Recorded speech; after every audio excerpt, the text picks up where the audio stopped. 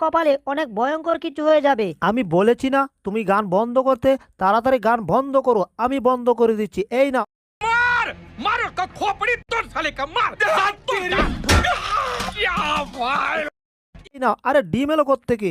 আমিও তো বলেছি তোমার বাপের টাকা দিয়ে আমি বক্স ভাড়া করে আনি নাই, আমার টাকা দিয়ে আমি এনেছি, তাই গান আমি বন্ধ করব না, আমি গান শুনবই। জেরি, বাড়াবাড়ি হয়ে যাচ্ছে কিন্তু।